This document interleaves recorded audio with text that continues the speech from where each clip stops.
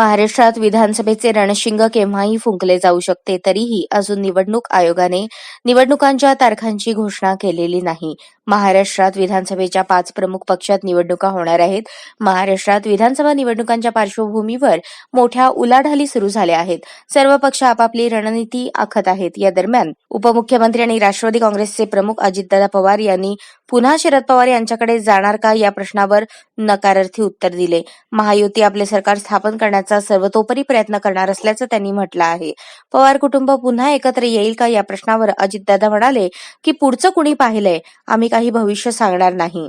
उपमुख्यमंत्री अजितदादा पवार यांना प्रश्न विचारला असता की तुम्ही पुन्हा तुमचे काका शरद पवार यांच्याकडे जाऊ शकता का या प्रश्नावर उपमुख्यमंत्री अजित पवार यांनी सांगितले की मी महायुती सरकार सोबत लढणार आहे.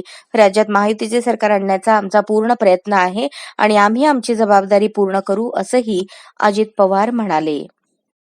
अशाच नवनवीन अपडेटसाठी जनता राज्य न्यूज चॅनलला सबस्क्राईब करा, लाईक करा आणि शेअर करायला विसरू नका.